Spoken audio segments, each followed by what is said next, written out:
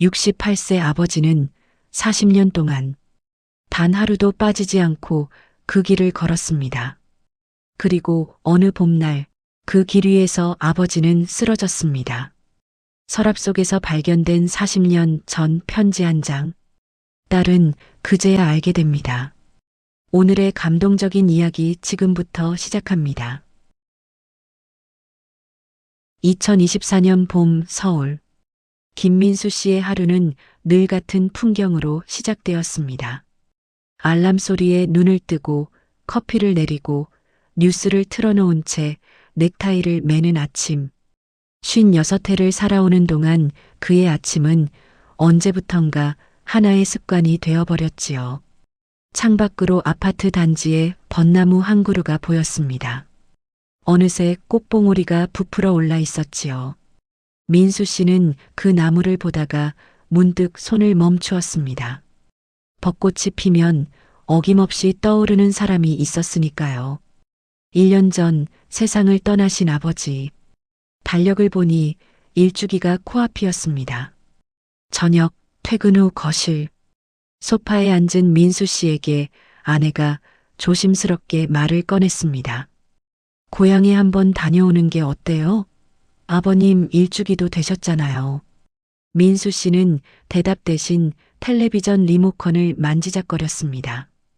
고향이라는 단어가 입안에서 맴돌았지만 쉽게 삼켜지지 않았습니다. 그 동네에 가면 마주쳐야 할 것들이 너무 많았으니까요. 빈집이 된 아버지의 집, 아무도 돌보지 않는 텃밭, 그리고 자신이 끝내 지키지 못한 것들. 한참을 망설이던 민수 씨는 결국 작은 여행 가방을 꺼내 들었습니다. 가방 지퍼를 여는 소리가 조용한 거실에 작게 울렸습니다. 다음 날 아침 서울역. 민수 씨는 고향으로 향하는 열차에 올랐습니다. 좌석에 앉아 창밖을 바라보니 도시의 콘크리트 풍경이 서서히 물러나고 들판이 펼쳐지기 시작했습니다. 아파트 숲이 사라지고 논밭이 보이고 작은 마을들이 스쳐 지나갔지요. 창문에 이마를 기댄 민수 씨의 눈에 군데군데 피어난 벚꽃이 들어왔습니다. 분홍빛 점들이 회색빛 풍경 위에 물감처럼 번져 있었습니다. 열차가 남쪽으로 달릴수록 벚꽃은 점점 많아졌습니다. 마치 누군가가 그를 부르기라도 하듯이 2시간 남짓 달려 도착한 소도시의 기차역. 민수 씨는 플랫폼에 내려 깊게 숨을 들이쉬었습니다. 공기가 달랐습니다. 서울의 매캐한 바람이 아니라 흙내와 풀레가 섞인 축축한 봄바람이었지요. 역사 건물은 새로 단장했지만 플랫폼 끝 벤치는 그대로였습니다. 그리고 역 앞 광장에 서 있는 커다란 벚나무 한 그루. 30년 전에도 저 자리에 있었습니다. 가지가 더 굵어지고 키가 더 자랐을 뿐. 민수 씨는 잠시 그 나무 아래 서서 위를 올려다보았습니다. 꽃잎이 바람에 흔들리며 하늘을 수놓고 있었습니다. 역에서 걸어서 15분. 민수 씨는 그 길의 입구에 도착했습니다. 벚꽃길. 양쪽으로 벚나무가 늘어선 400m 남짓한 오래된 길. 나무들은 만개한 꽃을 달고 서로의 가지를 맞잡듯 아치를 이루고 있었습니다. 바람이 불자 꽃잎 수십 장이 한꺼번에 떨어져 내렸습니다. 느리게 천천히 마치 시간이 멈춘 것처럼. 민수 씨는 걸음을 멈추었습니다.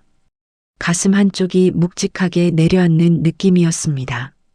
이 길을 마지막으로 걸은 것이 언제였을까요? 길 중간쯤 나무 벤치 하나가 보였습니다. 등받이가 빛바랜 그 벤치 위에도 꽃잎이 소복이 쌓여 있었습니다.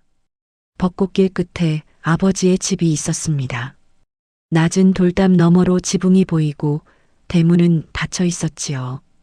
삐걱거리는 대문을 열고 안으로 들어서자 마당에는 낙엽이 쌓여 있었고 처마 밑에는 거미줄이 쳐져 있었습니다. 사람의 손길이 끊긴 집이 보내는 적막한 인사였습니다. 현관문을 열었을 때 먼지와 나프탈렌이 섞인 냄새가 코를 찔렀습니다. 그리고 가장 먼저 눈에 들어온 것은 현관 한쪽에 가지런히 놓인 구두 한 켤레. 갈색 가죽 앞코가 바래고 끈 한쪽이 유난히 새 것인 아버지의 구두였습니다. 주인을 잃고도 여전히 그 자리를 지키고 있었습니다. 신발을 벗고 마루에 올라선 민수 씨는 아버지의 방으로 향했습니다. 방문을 열자 시간이 멈춰 있었습니다. 벽에 걸린 달력은 작년 4월에 멈춰 있었고 이부자리는 개켜진 채 한쪽에 놓여 있었습니다. 안경집, 돋보기, 약통. 아버지의 일상이었던 작은 물건들이 탁자 위에 그대로 있었지요. 창문 너머로 벚꽃길이 보였습니다. 아버지가 이 창으로 매일 그 길을 바라보셨을 거라는 생각에 민수 씨는 한동안 창가에 서 있었습니다. 서랍이 살짝 열려 있었습니다. 안에 무언가 남색 표지가 보였지만 민수 씨는 무심코 서랍을 닫았습니다. 그날 밤 잠이 오지 않았습니다. 아버지의 이부자리를 펴고 누운 민수 씨의 눈에 천장의 얼룩이 보였습니다. 그 얼룩을 보는 순간 기억 하나가 떠올랐습니다. 1975년 봄, 민수 씨가 7살이던 해, 아버지의 등은 넓었습니다. 동네 벚꽃길을 걸을 때면 아버지는 늘 민수를 업어주셨지요.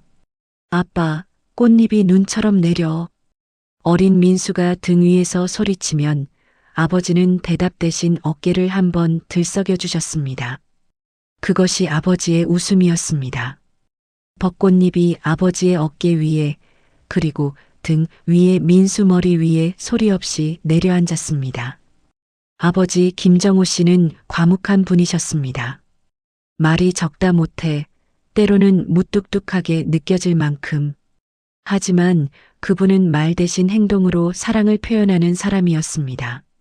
새벽 4시에 일어나 일터로 나가시던 아버지. 저녁에 돌아오면 지친 몸을 이끌고도 마당에 빨래를 걷어들이시던 아버지. 어린 민수는 그런 아버지가 그저 무서운 사람이라고만 생각했습니다. 아버지의 사랑에는 늘 소리가 없었으니까요. 어느 가을날이었습니다. 아버지가 민수의 손을 잡고 시장에 가셨지요. 좁은 골목 사이로 생선 굽는 냄새, 떡 치는 소리, 아주머니들의 흥정 소리가 뒤섞여 있었습니다. 붕어빵 가게 앞에서 어린 민수가 발을 멈추었습니다. 아버지는 말없이 주머니에서 구겨진 지폐를 꺼내셨습니다. 2개 주세요. 붕어빵 2개. 아버지는 2개 모두 민수에게 쥐어주시고는 자신은 빈손으로 걸으셨습니다. 아빠는 안 먹어? 아빠는 됐다. 너나 먹어. 그때는 몰랐습니다. 아버지도 배가 고프셨다는 것을. 비 오는 어느 날의 기억도 있습니다. 학교 앞에서 아버지가 기다리고 계셨지요. 검은 접이식 우산 하나를 들고. 우산은 하나뿐이었습니다. 아버지는 당연하다는 듯이 우산을 민수에게 씌우시고 자신은 비를 맞으며 걸으셨습니다. 어린 민수가 올려다보니 아버지의 셔츠가 흠뻑 젖어 있었습니다. 아빠, 같이 쓰자. 괜찮다. 아빠는 안 젖어. 어른이 된 뒤에야 알았습니다. 아버지도 적고 계셨다는 것을. 그날도 아버지는 아무렇지 않은 얼굴을 하고 계셨지요. 가을 운동회 날의 일입니다. 어린 민수는 달리기에 나갔습니다. 출발선에 서서 앞만 보았지요. 총소리와 함께 뛰고 결승선을 지나 숨을 헐떡이는데 친구 어머니가 말씀하셨습니다. 민수야, 너희 아버지 저기 계시네. 고개를 돌리니 운동장 뒤편 느티나무 아래에 아버지가 서 계셨습니다. 작업복 차림 그대로 손에 뭔가를 들고 서서 멀리서 이쪽을 바라보고 계셨지요. 민수가 손을 흔들었지만 아버지는 이미 돌아서고 계셨습니다. 일터에서 잠깐 빠져나오신 거였습니다. 그때 민수는 몰랐습니다. 아버지가 얼마나 서둘러 거기까지 오셨는지를. 겨울밤의 기억은 유난히 따뜻합니다. 자다가 추위에 몸을 웅크린 어린 민수. 이불이 걷혀 있었지요. 그때마다 어둠 속에서 커다란 손이 다가왔습니다.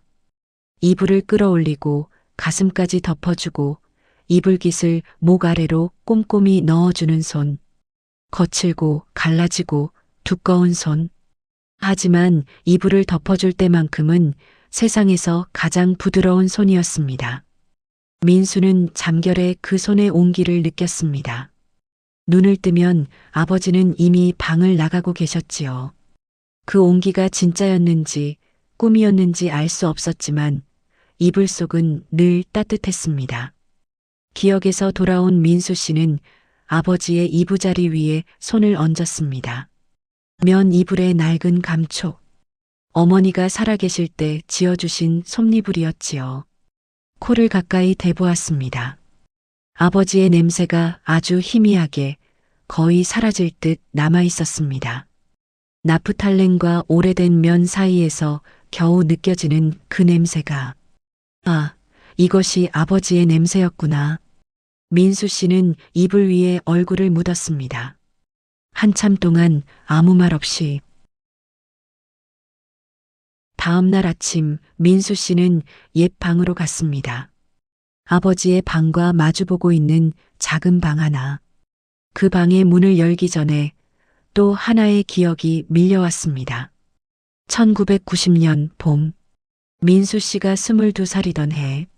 서울로 가겠습니다. 저녁 밥상 앞에서 민수는 아버지에게 선언했습니다. 이 작은 동네에서는 더 이상 자신의 미래가 보이지 않았습니다. 서울에 가면 뭐라도 될 수 있을 것 같았지요. 젊은 날의 확신이란 그렇게 눈부시고도 무모한 것이었습니다. 밥상 위에 침묵이 내려앉았습니다. 아버지는 숟가락을 놓지도 밥을 뜨지도 않으셨습니다. 한참 뒤에야 아버지가 입을 여셨습니다. 이 동네에서 뭐가 부족하냐? 그 한마디뿐이었습니다. 하지만 그 한마디 안에는 말하지 못한 수많은 문장이 들어 있었지요. 여기서 내 곁에 있고 싶다는 것. 내가 떠나면 얼마나 허전할지 모른다는 것.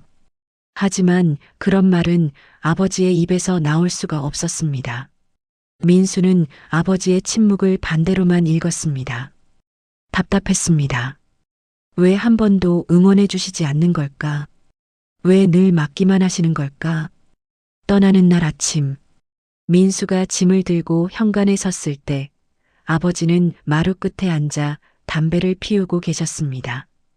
등을 보이고 현관에는 아버지의 갈색 구두가 가지런히 놓여 있었습니다. 다녀오겠습니다. 민수가 말했지만 아버지는 돌아보지 않으셨습니다. 담배 연기만 마루 위로 느릿느릿 올라갔습니다. 그날 민수는 생각했습니다. 아버지는 자신에게 관심이 없다고. 대문을 닫는 소리가 났을 때 아버지의 담배 든 손이 미세하게 떨리고 있었다는 것을 민수는 알지 못했습니다. 서울 생활은 녹록지 않았습니다. 좁은 고시원 방 하루 두 끼를 때우기도 빠듯한 날들. 낮에는 일하고 밤에는 공부했지요. 힘든 날이면 전화기 앞에 서곤 했습니다. 수화기를 들었다가 내려놓고 들었다가 또 내려놓고 아버지에게 전화를 걸 수가 없었습니다. 걸면 뭐라고 말해야 할지 몰랐으니까요.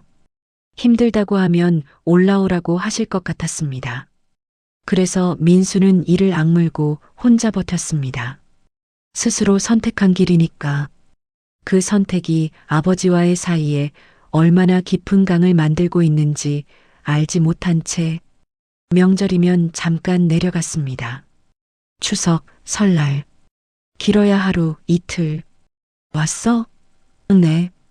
그것이 부자간 인사의 전부였습니다. 밥상에 마주 앉아도 텔레비전 소리만 거실을 채웠습니다. 아버지는 민수를 보지 않고 밥을 드셨고 민수는 아버지를 보지 않고 밥을 먹었습니다. 어머니만 사이에서 이런저런 말을 건네며 빈 공간을 메우셨지요. 민수야, 아버지가 내 취직했다는 소식 듣고 얼마나 좋아하셨는지 몰라. 어머니의 그 말에 아버지가 헛기침을 하셨습니다. 민수는 그 헛기침의 의미를 잊지 못했습니다. 어느 해 추석, 어머니가 민수를 부엌으로 불렀습니다. 민수야, 내 방 있잖아. 아버지가 그대로 두라고 하셔. 네. 내 책상도 책도 다 그대로야. 먼지도 아버지가 직접 닦으셔. 다른 사람 손 안 대게 하시고. 민수는 괜히 머쓱해져서 뭐하러 그러세요 하고 말았습니다. 어머니는 살짝 웃으시며 말씀하셨지요. 아버지가 가끔 내 방에 들어가 한참 앉아 계시더라. 그 말이 가슴에 와닿았지만 민수는 모른 척했습니다. 인정하면 무너질 것 같았으니까요. 기억에서 돌아온 민수 씨가 옛방의 문을 열었습니다. 어머니의 말대로였습니다. 정말 그대로. 교과서가 꽂힌 책장, 야구 글러브가 놓인 책상, 벽에 붙은 야구선수 포스터, 22살의 민수가 서울로 떠나기 전날 밤 그대로. 34년 동안 아버지가 이 방을 지켜오신 겁니다. 책장 위에 갈색 종이봉투 하나가 놓여 있었습니다. 먼지가 소복이 쌓여 있었지만 민수 씨는 무심히 지나쳤습니다. 창밖에서 벚꽃잎이 날려왔습니다. 열린 창 사이로 들어온 꽃잎 하나가 야구 글러브 위에 내려앉았습니다. 기억은 또다시 흘러갑니다. 1998년 가을, 민수의 결혼식이었습니다. 작은 예식장, 하객들 사이에서 아버지는 갈색 양복을 입고 한쪽에 서 계셨습니다. 축사 시간이 되었을 때 사회자가 아버지를 단상으로 안내했습니다. 마이크 앞에 선 아버지는 한참 동안 아무 말도 하지 못하셨습니다. 하객들이 웅성거리기 시작할 때 아버지가 입을 여셨습니다. 잘 살아라. 그 한마디, 그것이 아버지의 축사 전부였습니다. 하객들은 웃었고 민수는 조금 창피했습니다. 하지만 아버지가 단상에서 내려오실 때 눈이 붉어져 있었다는 것을 민수는 나중에야 사진으로 알았습니다. 2000년 겨울, 민수의 아들 시윤이가 태어났습니다. 아버지에게 전화를 걸었습니다. 아버지, 아들이에요. 수화기 너머로 긴 침묵이 흘렀습니다. 그리고 아버지의 목소리. 건강하냐? 네, 건강합니다. 그래. 됐다. 전화는 그렇게 끊겼습니다. 30초도 채 안 되는 통화. 나중에 어머니가 전해주셨습니다. 아버지가 전화를 끊고 나서 마루에 앉아 한참을 웃고 계셨다고. 혼자서 소리 없이. 세월이 흐를수록 부자 사이의 대화는 줄어들었습니다. 추석에 내려가면 왔어? 네. 돌아갈 때면 간다. 그래. 명절의 인사가 전부였고 그마저도 점점 형식이 되어갔습니다. 아버지는 텔레비전만 보셨고 민수는 핸드폰만 들여다보았습니다. 같은 지붕 아래 있어도 서로 다른 세계에 살고 있었지요. 아버지와 아들 사이에는 눈에 보이지 않는 강 하나가 조용히 흐르고 있었습니다. 건너고 싶었지만 어떻게 건너야 하는지 두 사람 모두 알지 못했습니다. 2015년 겨울, 어머니가 세상을 떠나셨습니다. 급히 내려간 장례식장, 빈소의 어머니 영정사진 속에서 어머니는 여전히 웃고 계셨습니다. 양쪽 보조개가 선명한 그 익숙한 미소. 민수는 영정 앞에 무릎을 꿇었지만 눈물이 나오지 않았습니다. 너무 갑작스러워서 슬픔이 아직 도착하지 못한 것이었지요. 그때 빈소 한쪽 구석에서 아버지를 보았습니다. 의자에 앉은 아버지의 어깨가 앞으로 무너져 내려 있었습니다. 평생 곧았던 그 등이 처음으로 구부러져 있었습니다. 아버지는 소리 없이 울고 계셨습니다. 장례가 끝나고 조문객들이 모두 떠난 뒤 아버지는 빈집으로 돌아가셨습니다. 민수는 하루 더 머물까 망설였지만 결국 서울행차에 올랐습니다. 회사에 일이 있었습니다. 시윤이 학교 일정도 있었지요. 떠나면서 아버지에게 말했습니다. 자주 내려올게요. 아버지는 대문 앞에 서서 고개만 끄덕이셨습니다. 백미러로 본 아버지의 모습이 점점 작아졌습니다. 작아지고 작아지고 끝내 보이지 않을 때까지 아버지는 그 자리에 서 계셨습니다. 그리고 민수는 자주 내려가지 못했습니다. 가끔 전화를 걸었습니다. 아버지, 식사는 하셨어요? 했다. 몸은 괜찮으시고요? 괜찮다. 그 다음이 문제였습니다. 할 말이 없었습니다. 수화기 너머로 텔레비전 소리만 들려왔습니다. 아버지도 말이 없고 민수도 말이 없고 긴 침묵이 흐른 뒤에 아버지가 먼저 말씀하셨습니다. 끊어라. 네. 아버지, 안녕히 주무세요. 전화를 끊고 나면 늘 같은 생각이 들었습니다. 왜 우리는 이것밖에 안 되는 걸까? 말하고 싶은 건 많은데 입 밖으로 나오질 않는 걸까? 아버지도 같은 생각을 하고 계셨을까요? 다시 현재. 민수 씨는 거실벽에 걸린 가족 사진 앞에 서 있었습니다. 오래된 사진이었습니다. 민수가 초등학생이던 시절 사진관에서 찍은 가족 사진. 어머니는 환하게 웃고 계셨습니다. 양쪽 보조개가 선명하게. 그리고 아버지는 무표정이셨습니다. 아니, 자세히 보니 무표정이 아니었습니다.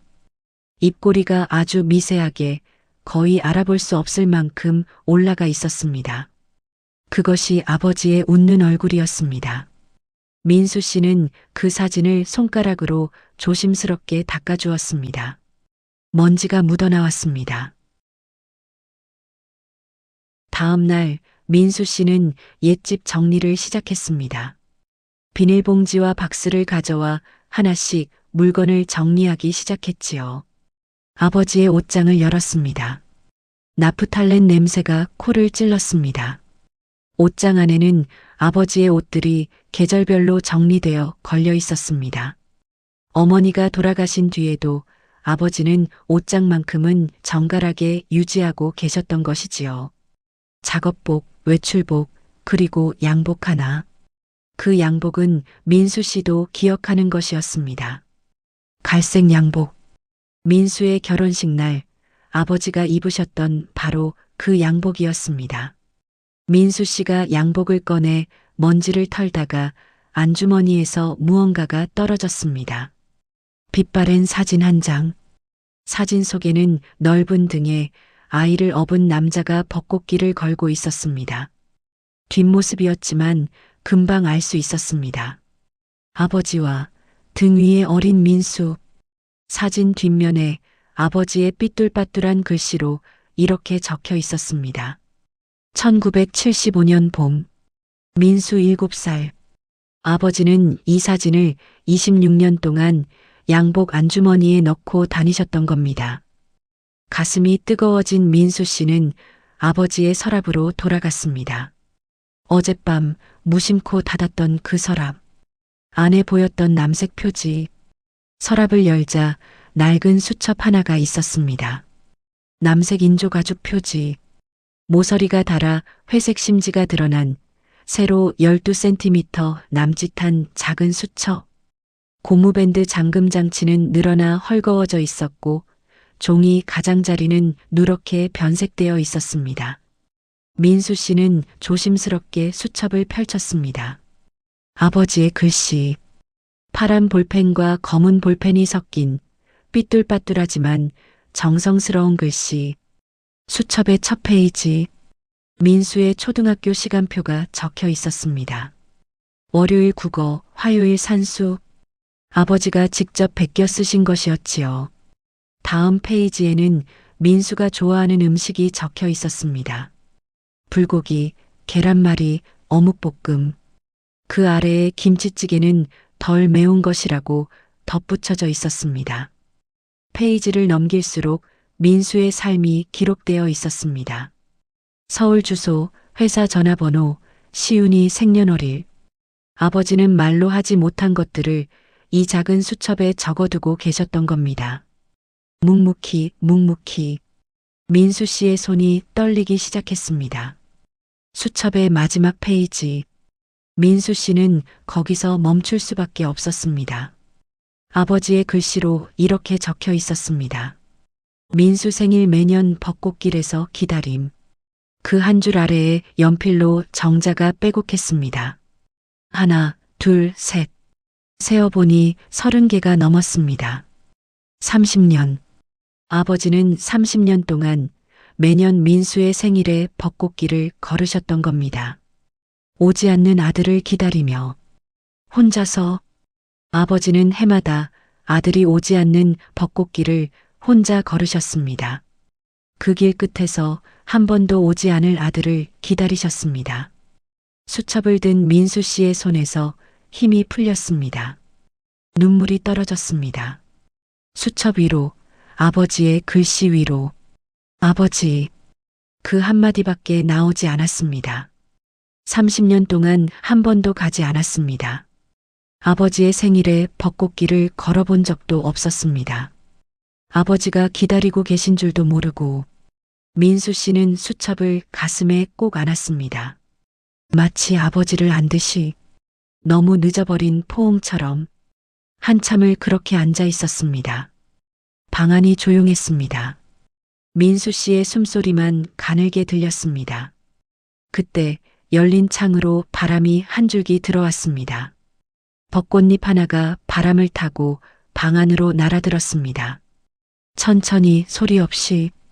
그 꽃잎이 민수 씨의 무릎 위에 놓인 수첩, 바로 그 마지막 페이지 위에 살포시 내려앉았습니다. 마치 아버지가 울지 마라 하고 말씀하시는 것 같았습니다. 민수 씨는 한참 동안 그 꽃잎을 바라보았습니다. 기억은 다시 과거로 흘러갑니다. 2018년 여름. 아버지 76. 어머니가 떠나신 뒤 아버지는 혼자 살고 계셨습니다. 아침이면 텃밭에 나가 배추와 고추를 돌보시고, 점심에는 혼자 밥을 지어 드시고, 오후에는 마루에 앉아 먼 산을 바라보셨습니다. 허리가 굽기 시작한 것은 그 무렵이었습니다. 한때 그렇게 곧았던 등이 해를 거듭할수록 조금씩 앞으로 숙여졌습니다. 하지만 아버지는 아무에게도 아프다고 하지 않으셨습니다. 이웃집 아주머니가 가끔 아버지를 찾아왔습니다. 정호 씨, 아들이 안 와요? 아버지는 대답하셨습니다.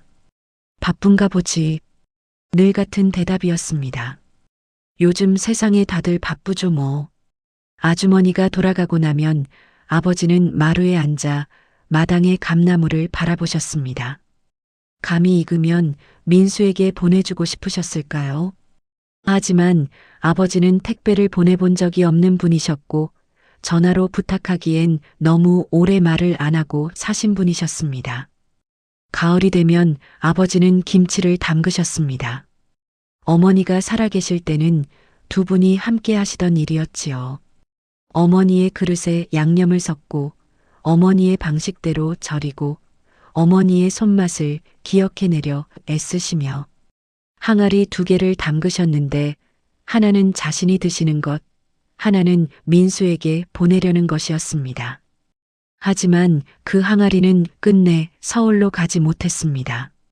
어떻게 보내야 하는지 몰라서, 아니, 어쩌면 보내도 되는 건지 확신이 없어서. 아버지가 담근 김치는 그해 겨울 혼자 다 드셨습니다. 겨울이 되면 아버지의 기침이 잦아졌습니다. 이웃 아주머니가 권했습니다. 정호 씨, 병원에 한번 가보세요. 괜찮아. 감기야.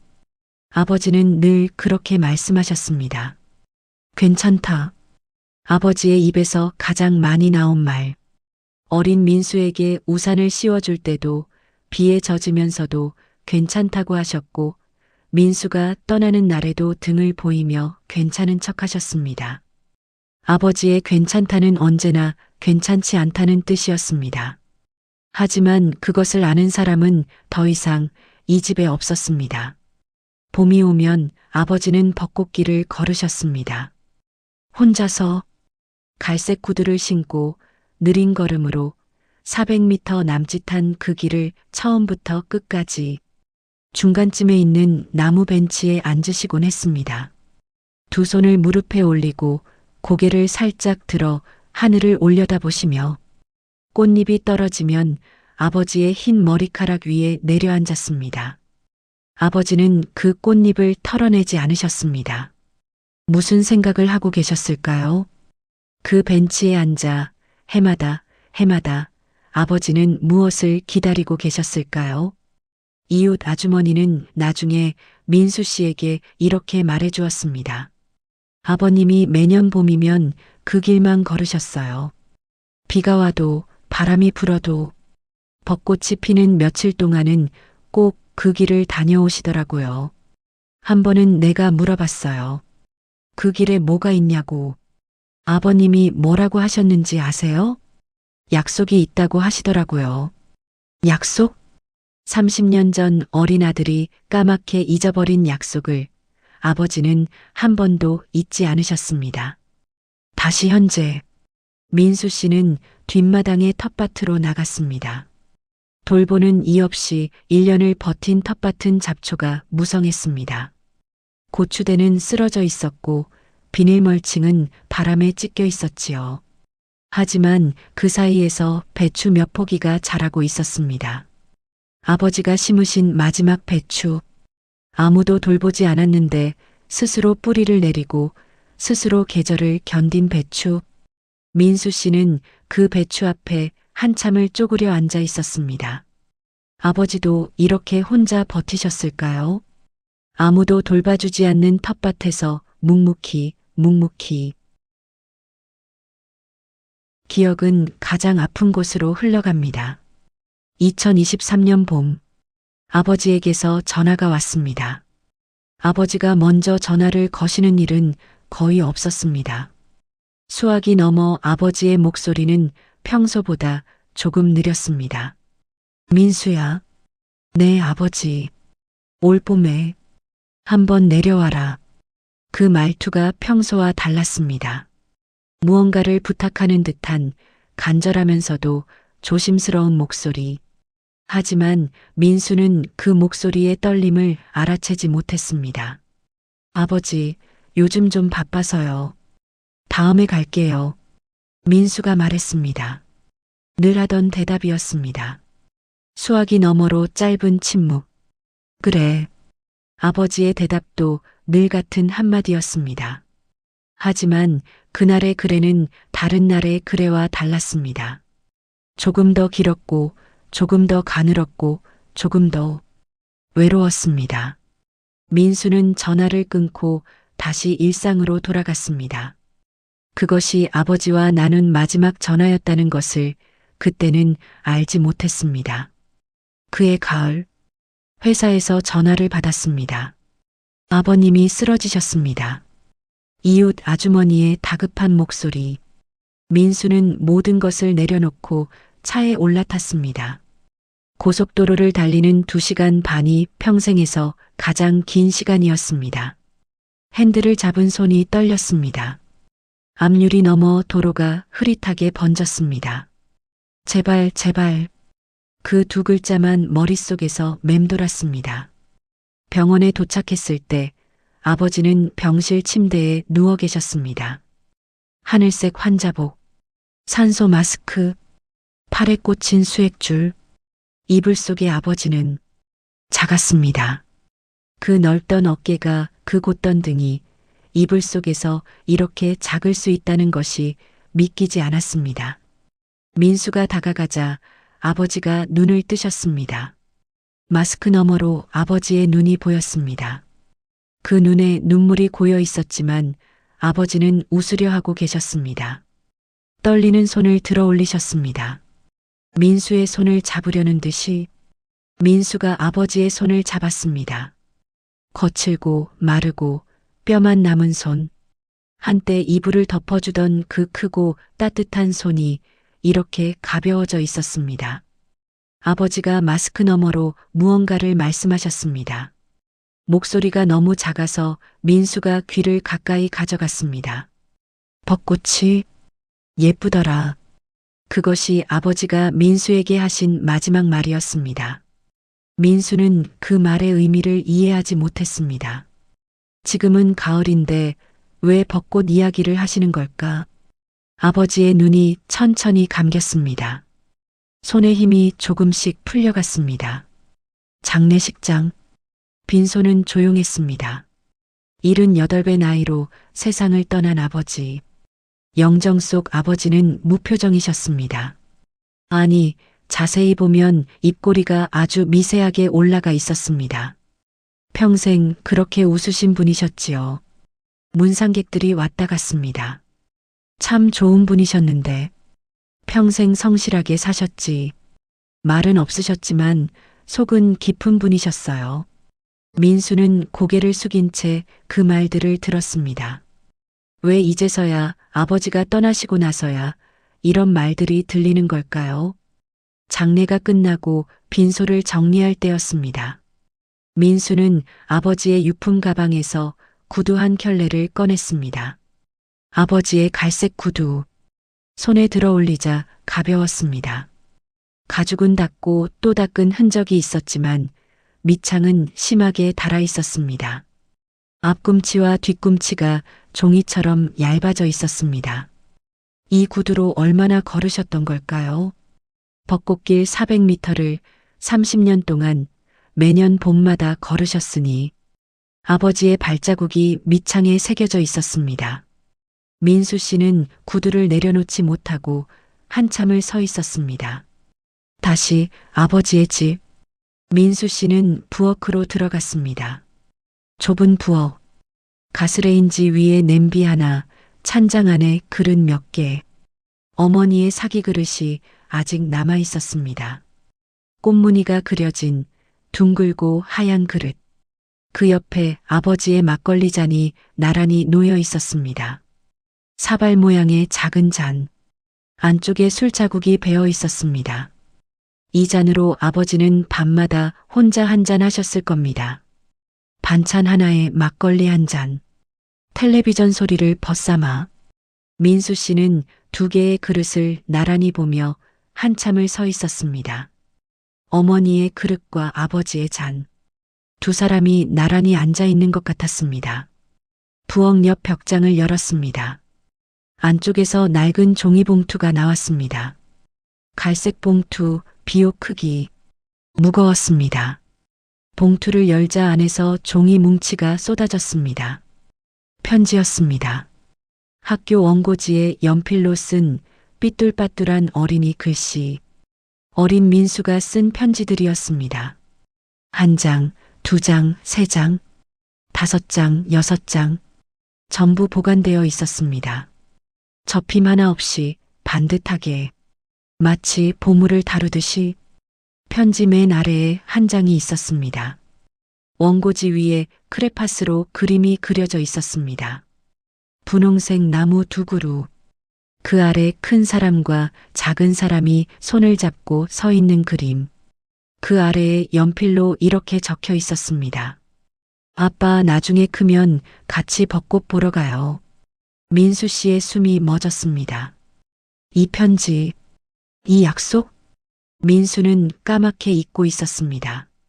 초등학교 2학년 때 쓴 이 편지를, 이 작은 약속을.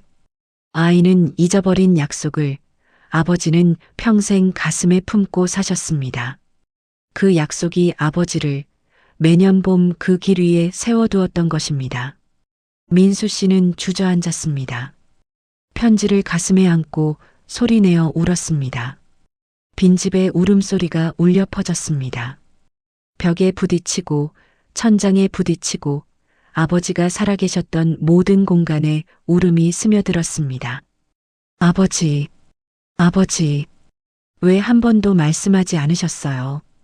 왜 한 번도 오라고 하지 않으셨어요? 매년 혼자 그 길을 걸으시면서 매년 오지 않는 아들을 기다리시면서 왜 한마디도 하지 않으셨어요? 그리고 왜 저는 한 번도 가지 않았을까요?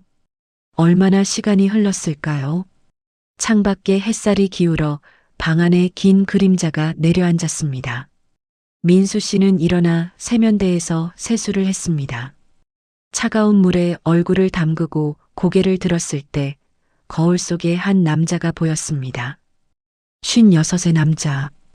깊은 팔자주름, 관자놀이의 백발, 처진 쌍꺼풀, 아버지를 닮은 얼굴이 거울 속에서 자신을 바라보고 있었습니다. 그 순간 민수 씨는 깨달았습니다. 자신이 아버지의 나이에 점점 가까워지고 있다는 것을, 아버지가 느꼈을 외로움을 이제야 조금은 알 것 같다는 것을. 마당으로 나왔습니다. 석양이 지고 있었습니다. 하늘이 주황빛에서 붉은빛으로 다시 보랏빛으로 물들어가고 있었습니다.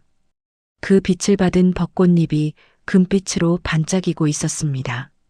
마당 위에도 돌담 위에도 처마 끝에도 꽃잎이 쌓여 있었습니다. 아버지가 보셨던 풍경이 바로 이것이었을까요? 매일 저녁 이 마당에서 이 석양을 보시며 무슨 생각을 하셨을까요? 바람이 불었습니다. 금빛 꽃잎이 민수 씨의 발치에서 소리 없이 흩어졌습니다. 대문 밖에서 인기척이 났습니다. 이웃집 아주머니였습니다. 손에 반찬통을 들고 계셨지요. 민수 씨를 보자 아주머니의 눈가에 주름이 잡혔습니다. 아주머니는 반찬통을 건네며 아버지 이야기를 들려주셨습니다.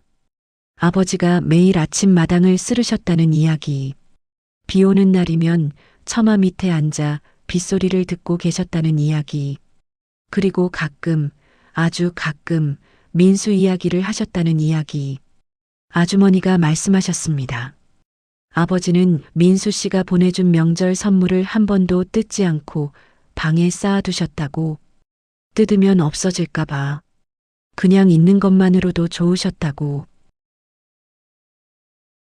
다음 날 아침, 민수 씨는 현관에 서서 아버지의 구두를 내려다보았습니다. 갈색 가죽, 다른 밑창, 왼쪽 뒤축이 약간 기울어진. 민수 씨는 천천히 그 구두에 발을 넣었습니다. 사이즈가 조금 작았습니다. 발가락이 살짝 조였지요. 하지만 신을 수 있었습니다. 아버지의 구두를 신고 민수 씨는 대문을 나섰습니다. 벚꽃길로. 아버지가 30년 동안 혼자 걸으셨던 그 길로. 벚꽃길의 아침은 고요했습니다. 꽃잎이 아직 이슬에 젖어 있었고 나뭇가지 사이로 아침 햇살이 비스듬히 내려앉고 있었습니다. 민수 씨는 천천히 걸었습니다. 아버지의 구두가 자갈 위에서 사각사각 소리를 냈습니다. 길 중간쯤 나무 벤치가 보였습니다. 빛바랜 등받이, 움푹 패인 좌판, 한쪽 다리가 약간 흔들리는 그 벤치. 민수 씨는 아버지가 앉으셨던 자리에 그대로 앉았습니다. 벤치가 살짝 삐걱거렸습니다. 여기에 앉으면 벚꽃길이 한눈에 보였습니다. 아, 아버지는 이 풍경을 보셨구나. 이 자리에서 매년 아들이 걸어오기를 기다리셨구나. 눈을 감으면 보이는 것 같았습니다. 아버지가 이 벤치에 앉아 계신 모습, 갈색 구두, 회색 조끼, 흰 머리카락 위로 떨어지는 꽃잎. 아버지는 길 저편을 바라보고 계셨을 겁니다. 혹시 민수가 오지 않을까? 오늘은 올지도 모른다. 올해는 오겠지. 해마다 봄이 오면 같은 기대를 안고 이 벤치에 앉으셨을 아버지. 그리고 해마다 빈 길만 바라보다 돌아가셨을 아버지. 민수 씨는 눈을 떴습니다. 눈시울이 뜨거웠습니다. 벤치 옆으로 꽃잎이 소리 없이 떨어지고 있었습니다. 그 순간 바람이 불었습니다. 꽃잎 수십 장이 한꺼번에 날아올라 민수 씨를 감싸듯 흩날렸습니다. 그리고 아버지의 마지막 말이 다시 떠올랐습니다. 벚꽃이 예쁘더라. 가을 병실에서 하신 그 말. 민수는 그제야 이해했습니다. 아버지는 벚꽃 이야기를 하신 게 아니었습니다. 아버지는 이 길을 말씀하신 겁니다. 이 길 위의 약속을, 이 길 위에서 기다린 세월을, 그리고 이 길 위에서 매년 보았던 벚꽃이 정말 예뻤다고, 기다림조차 아름다웠다고 아버지는 그렇게 말씀하고 싶으셨던 겁니다. 민수 씨는 벤치에서 일어나 주머니에서 핸드폰을 꺼냈습니다. 아들 시윤에게 전화를 걸었습니다. 벨이 3번 울리고 시윤이 받았습니다. 민수 씨는 말했습니다. 할아버지 이야기를 해주고 싶다고. 이번 주말에 할아버지 산소에 같이 가자고. 시윤은 잠깐 놀란 듯 침묵하다가 알겠다고 대답했습니다. 전화를 끊고 민수 씨는 벚꽃길을 다시 바라보았습니다. 이제는 알겠습니다. 아버지가 이 길을 걸으신 이유를, 사랑을 말하지 못한 사람이 사랑을 표현하는 방법. 그것은 기다림이었습니다. 30년의 묵묵한 기다림. 민수 씨는 벚꽃길 끝까지 걸었습니다.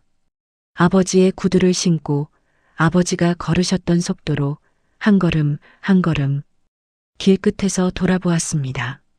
400m의 길 위에 꽃잎이 쌓여 있었습니다. 분홍빛 카펫처럼 그 위로 발자국 2줄이 찍혀 있었습니다. 아버지의 구두를 신은 민수 씨의 발자국. 마치 아버지와 나란히 걸은 것처럼 보였습니다.